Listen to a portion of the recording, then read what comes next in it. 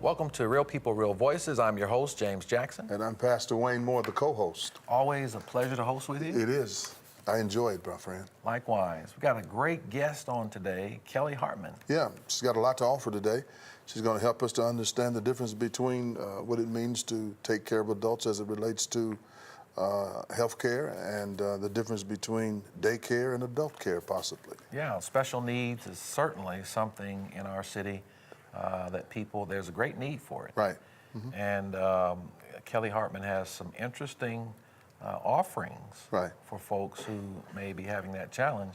And we're going to talk about our Impact 100 program as well. Yeah, and we're going to see what that offers the community and how she can lay it out for us and put it in a way to where it's reachable for people to just tap into it and move forward with it in their particular situations. Yeah, and we're so excited that you're here with us on today, right here on Real People, Real Voices.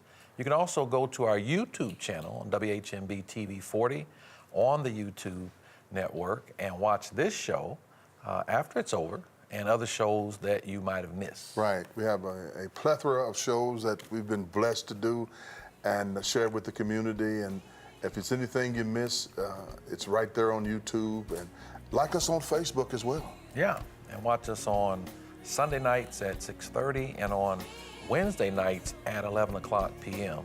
You'll find out a lot. There'll be a blessing to you and your family. So don't go away. We'll be back after this.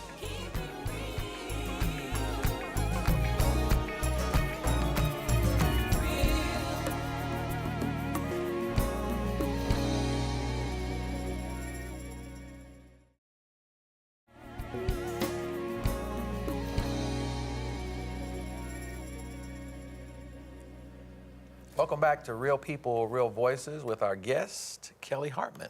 Thank you for having me. Kelly, how are you? I'm good. How are you guys doing? Doing well. Doing great. You've got a lot of great things going on outside the box. President of Insights Consulting and owner and former board president of Outside the Box, a day program for adults with special needs. Yeah, it makes me sound real busy. Yeah. So what's some of the things that goes on with the Outside the Box, and how does the company impact or service folks who may have special needs? So Outside the Box is a program that specifically targets, during their day program, which operates Monday through Friday, adults with disabilities. Typically, what we find is that when folks graduate from high school, you know, many of us go to college or trade school or move on into a career, but some of our folks who have intellectual challenges aren't quite ready for that yet. And so we wanted to have a program that looked differently at these folks. And as opposed to looking at folks who have these great challenges, we look at it as this is a group of people that have amazingness to them. And we want to find a way to shine light on their amazing and help them find what their next steps are, whether it be career or volunteerism or just learning new skills. And we do that in a number of different ways. Outstanding. Yeah. You said basically young folk at this point. Well, it started out intentionally looking at folks who are ready to graduate from high school, but as we've evolved over the last several years, we find now that we're serving adults from the ages of 18 all the way up until their elder years. That's phenomenal. Yeah. That's crazy. And so we speak of special needs, but you all specialize in intellectual disabilities. Yes. And so, and a lot of times when I say to people, I work with folks with intellectual disabilities, they look at me like, well, what's that? You know, I think for those of us my age, we grew up thinking of it as folks who were in special education traditionally. And so folks who have specifically issues with how they function intellectually, and they have some diagnosis that we know there's a challenge there, and how they may learn or how they may experience life. And what we find often is that it wasn't that they really couldn't learn, but maybe education didn't necessarily address them in a unique enough way for them to get the concepts that we got when we were in high school and in elementary and middle school. So Outside the Box really tries to fill a niche for folks. We use a curriculum-based program based on Maslow's hierarchy of needs, and we allow folks to go through themes throughout the year where they are pursuing things like safety and security and, you know, how do you achieve the best possible life that you can achieve? And we teach that in groups of 4 which is different than most day programs. A lot of day programs have larger ratios or larger groups paired up with teachers.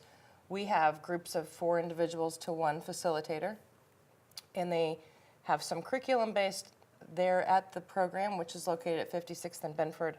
But then they also each week have opportunities to participate in expressive arts as well as community integration activities where they're going out and using their curriculum in the community to learn how to connect better with individuals and companies. And that's interesting. You all are using Abraham Maslow's hierarchy of needs. It's old school. Yeah, Right. and I think it's important that people understand if people are going to be self-actualized, if they're going to reach their fullest potential, we have to go all the way down in his hierarchy of needs at the bottom. Sure. There's most basic needs that are not being met. So when you Absolutely. start talking about intellectual disabilities, I think we could even expand this out to people who may not even think that they have an intellectual disability. Absolutely. We find that as we are reaching new people in the community, there are other groups who are interested in going through this curriculum.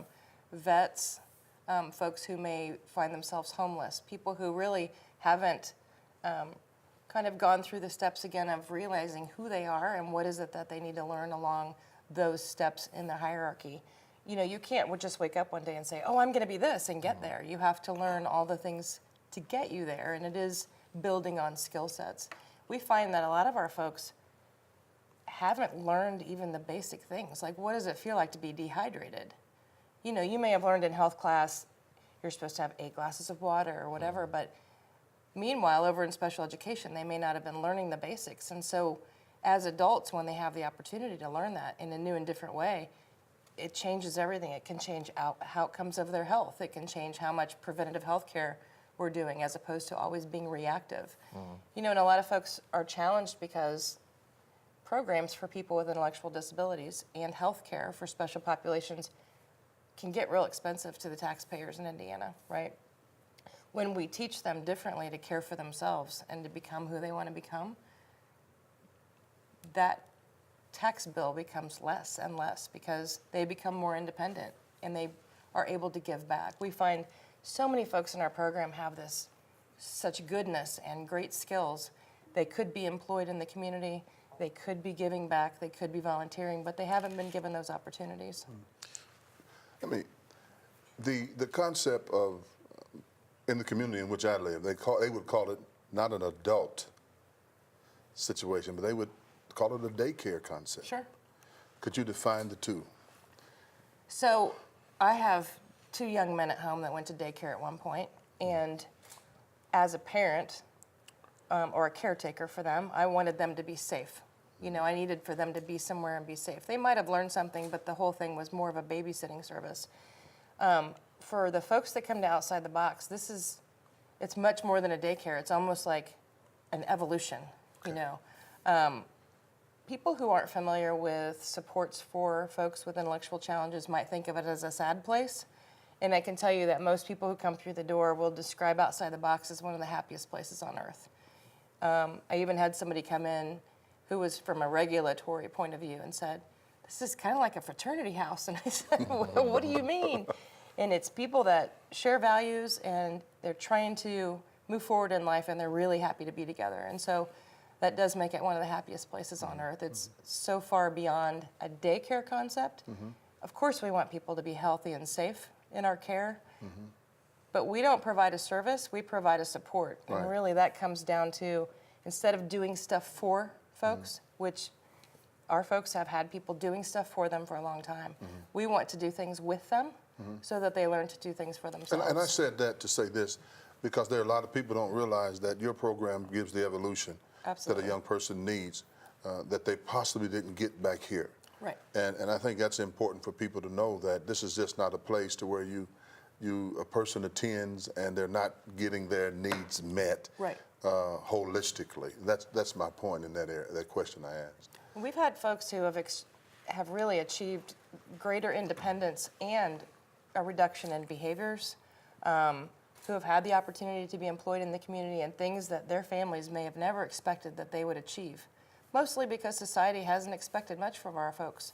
And by coming in and saying, you know what, what's amazing about you? What is the most amazing thing about you? Whoever gets to answer that, you know? And our folks certainly don't have a lot of light shown on their amazingness, and so that really is what makes us very different. Yeah, it is amazing. Now, is this by referral, or how would someone access your services? So a lot of folks that come to us through the Medicaid waiver, which is a program that waives the traditional Medicaid insurance and allows us to provide supports with Medicaid dollars. And so that is one way that they can come in. We do have some families that will private pay for the services. And then we have some folks also who come from group homes, who are living in larger group settings. But a lot of our folks are living in the community with either roommates or are living at home with their families.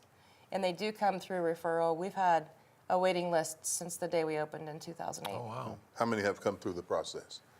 We started in 2008 in the little borrowed conference room with 4 people and 1 teacher. And we now serve about 350 people Phenomenal. Yeah. of many different ages. We also have an after-school program in the Hamilton Southeastern School System that operates out of a church in Fishers.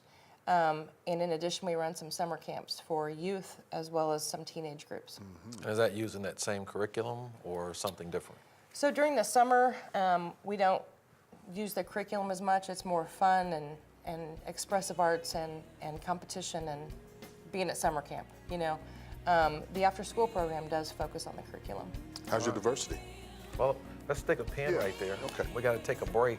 We want you to stay right there. We have more to come. We're going to talk about the Impact 100 program and much more. Don't go away. We'll be back after this.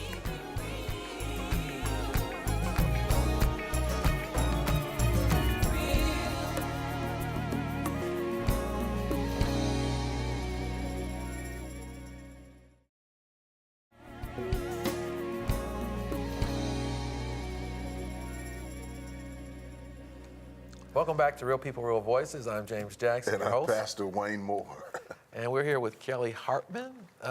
And just before the break, we were talking about diversity. Yeah, diversity. Tell us how your program handles that and the flow of diversity in your program. Well, so people seek our services based on some need that they have for, you know, personal evolution.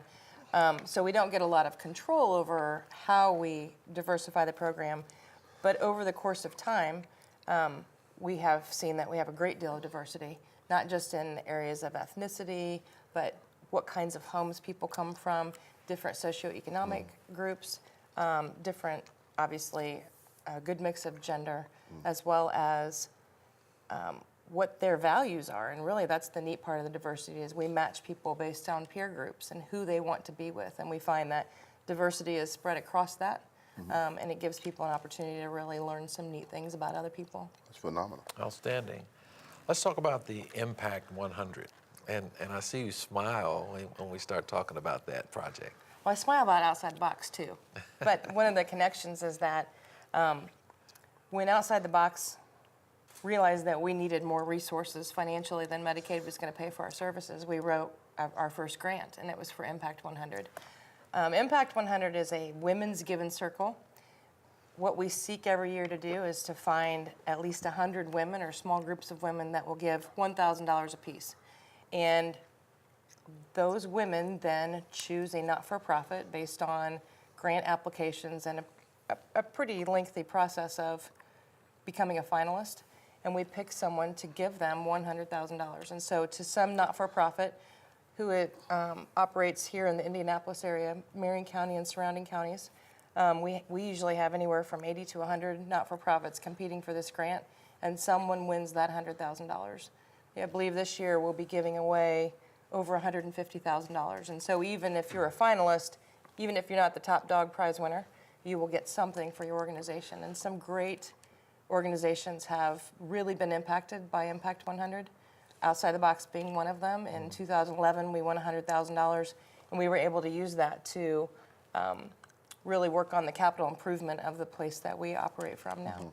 That's great. So is there an RFP, or what is the process for being able to get some of those dollars for your organization? So not-for-profits, we usually have in December an opportunity for not-for-profits to come learn about how the process works. They will put in a letter of intent to apply, and then if they're invited then to do the full grant application, there's a process of a committee that will review those grant applications. They narrow that down in 5 different areas. Let me see if I can remember them. Family, arts and culture, education, environment, and arts. Did I say arts already? I don't think so, Maybe. but that's a You good one. did But say there's arts. 5 great groups. You did say arts. Okay. So those 5 areas compete to be a finalist in each area. And then the finalists present at an annual dinner, which is in June. And all the ladies that have votes literally vote based on a 7-minute presentation. And someone is given the big $100,000 check that night. And how long has that been going on? This will be our 12th year. 12. And we are really close to, by the end of next year, we will have given away $2 million. Wow, That's phenomenal. that's It's a outstanding. great yeah. group of women. Yeah. I would highly recommend any not-for-profit who is trying to really find resources to really impact our community to look into Impact 100. It's a great group. Yeah. Do you remember any of the recipients? Oh yeah, I can probably remember most of them. Over the course of time, some things that we think of in the Indianapolis area as commonplace were really not known before they got the grant. Indy Reads. We have the Healthcare Center, which used to be called PCAR, which is now part of Eskenazi. Right. Outside the box, of course. Yes. Rocksteady Boxing, which as a result of Impact 100 has really expanded their program nationally and is reaching people with Parkinson's all across our country. Phenomenal. Some really great organizations. Yeah. And with Outside the Box, helping people, the program helping people to move on into their career goals. So what's it like when people comes to your organization and then you see them make that progression and then they're launched into their career? It's really, I find it to be why I get up every day. You know, to see somebody really understand who they can be as opposed to who they're not is a whole different perspective of seeing someone in life. And as you see people evolve and become the person they want to be, honestly, it doesn't matter if you have an intellectual disability or not. That's pretty powerful stuff. But to see folks who never believed that they could achieve new things in their life is really, really powerful. Very exciting. Is there any individual, I guess, you know, when you do the type of work that you do, is there any one individual that you were very partial to and you've seen them go through the process and now they're taken off to? You want me to tell you a story? I would Sure. love to hear it. So one of the 3 programs we offer is employment services. So once they've gone through the curriculum, if they appear to be worthy of getting that vocational rehabilitation case opened and start looking for employment, you know, what we seek to do is instead of saying, well, yes, we have a job here where you can push carts or a job here where you can wrap baked potatoes, you know, what we say is, what do you want to be? Who do you want to be? And we try and find a job that will fit them from that perspective. We had an opportunity. A young lady said she didn't want to wear a uniform. She would like to work from home on her computer, and she would like to be able to eat breakfast while she's working. You know, and most of us would say, well, everybody wants that job, right? We had the opportunity to connect her with an employer who needed a surveillance, someone to do surveillance in their liquor stores. And she got the job she wanted, and they employed her. She was able to help them reduce the amount of employee theft and really make a difference in that organization. And nobody would have believed in a million years that job was for her. But we made that connection, and I'm partial to any story that ends that way. Yeah. You know, when we can not only educate the folks in our program, but really help people in our community see our folks differently and see people for what they're capable of, not what their challenges are. Wow. So what precipitated the idea for Outside the Box? Well, Insights Consulting, which is a company I'm president and CEO of, we provide residential and behavioral services, and a lot of our stakeholders said, we need you to do day programming. And I was like, I'm not doing that. I don't know how, you know, I'm not really into that. And somebody on my team, Megan Greek, who was our co-founder, said, yeah, let's do that. And we kept saying, we got to think about outside the box. Why are people not succeeding in programs? Why are people not finding what's amazing about them? how can we do it different? How can we build a program that meets needs for folks in a different way? And as we continued to say, we need to think outside the box, I said, I need to see if that name's available, you know? And that's how Outside the Box was born, and we started in 2008. Yeah, because that's cliche. It You is. say, think outside the box. Yeah. I love it when people say that now. I'm like, did you mean that outside the box? And then, so you all have taken a cliche and you have actually applied it. And not only is it working for the people in the program, but the Impact 100, expanding that effort Absolutely. to help all the other organizations who are working to improve the quality of life in the city.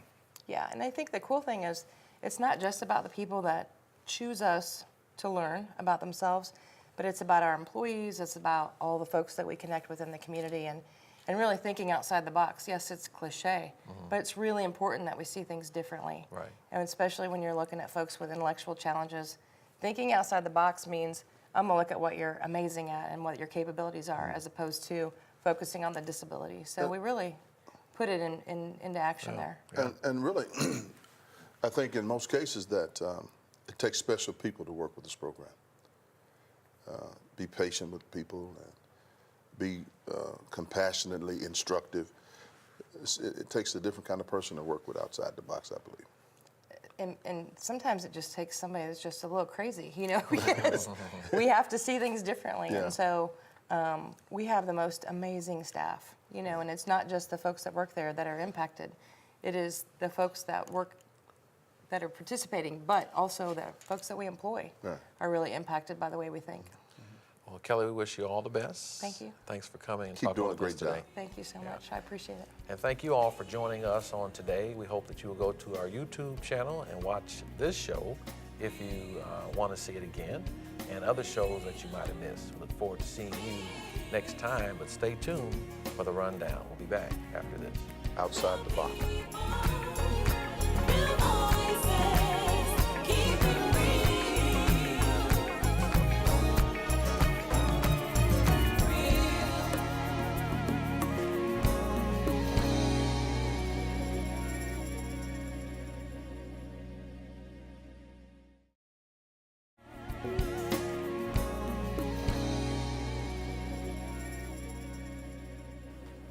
Welcome back to Real People, Real Voices. I'm your host, James Jackson. And I'm Pastor Wayne Moore. And I'm Faith McKinney. Wow, very, very interesting. Yes. Kelly, and when she started talking about Abraham Maslow's hierarchy of needs, I'm really excited about that. I know. You got emotional. You did. You Now, got let me emotional. tell you, I didn't hear about Maslow's hierarchy of needs until I was 30, but, you know, I fell in love with Kelly when I met her in high school, of course, but my daughter has special needs. She has those challenges. And so when I see Kelly and her staff and the clients that she serves, they're all really happy and I mean, it's as well adjusted as you could be. They are amazing, and they really do bring out the amazing, not only in the staff, but in the clients and the people they serve in the community. Yeah, a lot of They really are. introspection, Right. being able to, a leaner cut of who a person is and to pull that out.